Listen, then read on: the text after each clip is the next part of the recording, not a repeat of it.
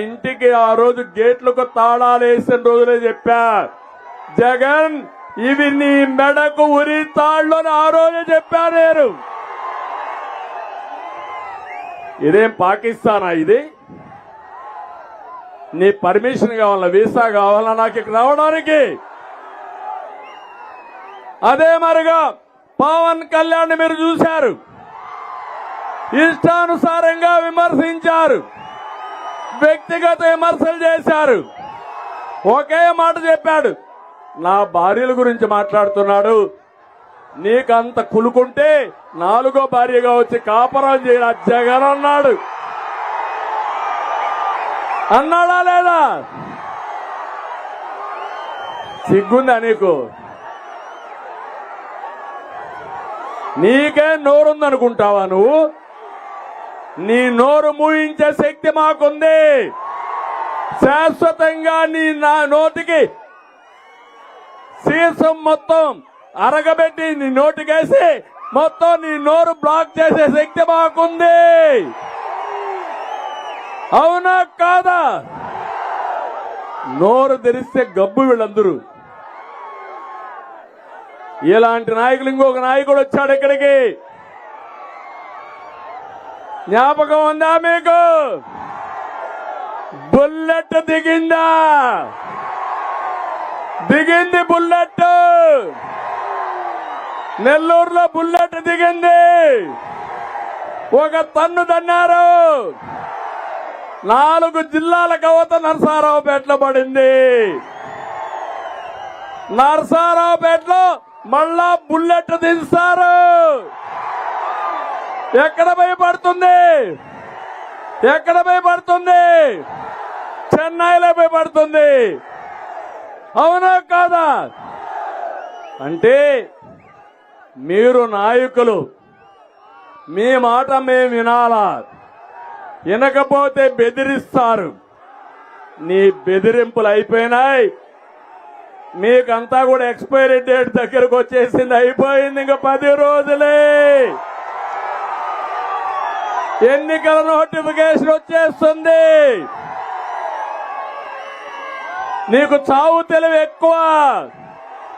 అందుకే పత్తిపాటి పుల్లారావు కొడుకు శరత్ను అరెస్ట్ చేశారు. అంటే ఏ తప్పు చేయని శరత్ను అరెస్ట్ చేస్తే జగన్ నిన్ను ఎన్ని సంవత్సరాలు నిన్ను జైల్లో పెట్టాలని అడుగుతున్నా. నీ నేరాలకు ఘోరాలకి ఈ జీవితం చాలదు నీకు. శాశ్వతంగా నీకు జైలు శిక్ష పడితే తప్ప నువ్వు చేసిన నేరాలకి ఘోరాలకి ఇది కాదు. నేను అందుకే చెప్తున్నా, నీ బెదిరింపులకు భయపడేవాడు ఎవ్వడు లేడు. నువ్వు అరెస్ట్ చేస్తే మీ జైళ్లు కూడా పడతాయా? జైళ్లు భయపడతారా మీరు? భయపడతారా మీరు? భయపడవంటే చేతులు పైకెత్తండి. భయపడవంటే పోరాటానికి పిడికిలు బిగించి చూపించండి. పిడికిలు బిగించి చూపించండి.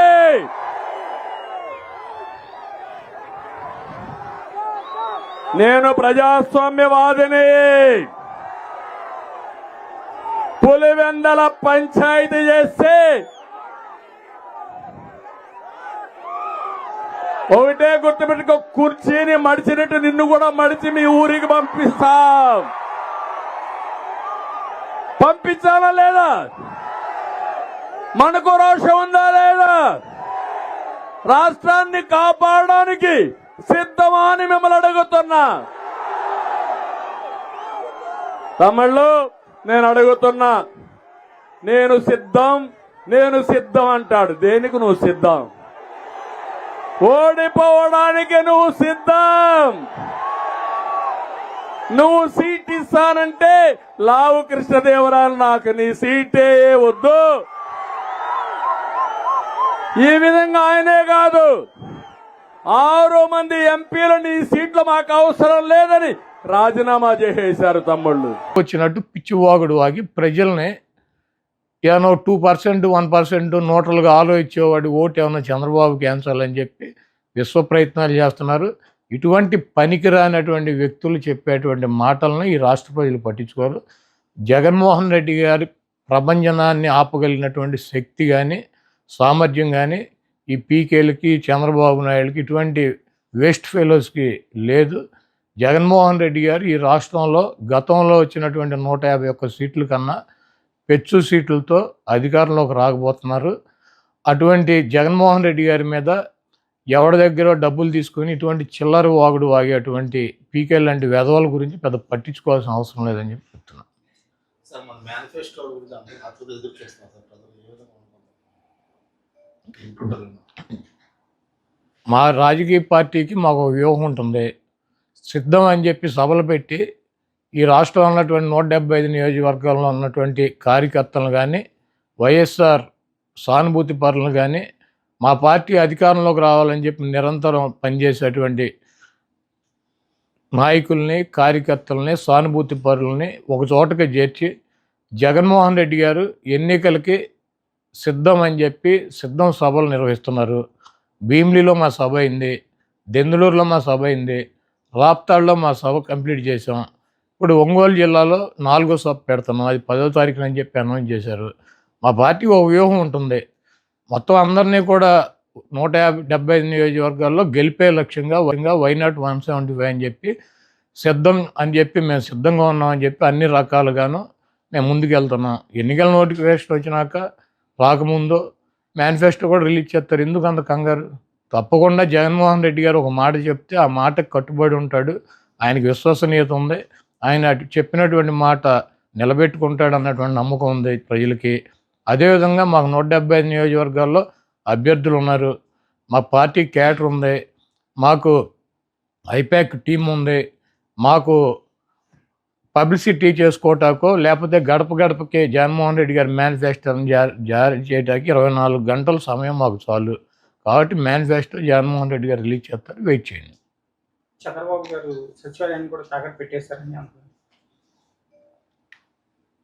ఈ రాష్ట్రంలో 4 లక్షల కోట్ల రూపాయలు అప్పులు ఉన్నాయి. దాంట్లో 2,50,000 కోట్ల రూపాయలు చంద్రబాబు నాయుడు చేశాడు. 4 లక్షల రూపాయల్లో 2,50,000 కోట్ల రూపాయలు జగన్మోహన్ రెడ్డి గారు చేసినటువంటి అప్పులు. ప్రభుత్వ ఆస్తులు తాకట్టు పెట్టకుండా బ్యాంకులో లోన్ ఇస్తారా? ప్రభుత్వ ఆస్తి తాకట్టు పెట్టకుండా బ్యాంకులో లోన్ ఇస్తాడా? పలానా తాకట్టు పెట్టాలి, పలానా తాకట్టు పెట్టకూడదు, పలానాది మార్టిగేజ్ చేయాలి, పలానా షూటీ చేయాలని ఏమన్నా డాక్టర్ బిఆర్ అంబేద్కర్ గారు రాజ్యాంగంలో రాశారా? సెక్రటేరియట్ ఏంటి చంద్రబాబు గడిదా? ప్రభుత్వాన్ని. ప్రభుత్వం డబ్బులు కావాల్సి వచ్చినప్పుడు, ప్రజలకు అవసరమైనప్పుడు, బ్యాంకుల్లో డబ్బులు కావాల్సి వచ్చినప్పుడు మార్టిగేజ్ చేస్తారు, తాకట్టు పెడతారు, మళ్ళీ డబ్బులు కడతారు, రిలీజ్ చేసుకుంటారు. సెక్రటేరియట్ అని బాబు గడి సొత్తా, చంద్రబాబు గడి బాబు గడి సొత్తా? ఇది తాకట్టు పెట్టారు, అది తాకట్టు పెట్టారంటే వీడు పెట్టినయే పెట్టాలా? కానీ చంద్రబాబు నాయుడు పెట్టినటువంటి ఆస్తులు తాకట్టు పెట్టాలి. ఏమైనా రూల్ ఉందా? రాజ్యాంగంలో రాసి ఉందా పలానా ఆస్తి పెట్టాలి, పలానా ఆస్తి పెట్టకూడదు? అది ప్రభుత్వం ఇష్టం. వాళ్ళు బ్యాంకర్స్తో మాట్లాడి బ్యాంక్ వాళ్ళు డబ్బులు కావాలన్నప్పుడు వాళ్ళు ఏదో ఒకటి మార్టిగేజ్ అడుగుతారు. ప్రభుత్వ ఆస్తి ప్రభుత్వం వాళ్ళు దాన్ని బట్టి వాళ్ళకు ఉన్నటువంటి వెసులుబాటుని బట్టి పెట్టుకుంటారు. సెక్రటేరియట్ పెట్టేశారు. సెక్రటేరియట్ అంతా 10 ఎకరాల పొలం.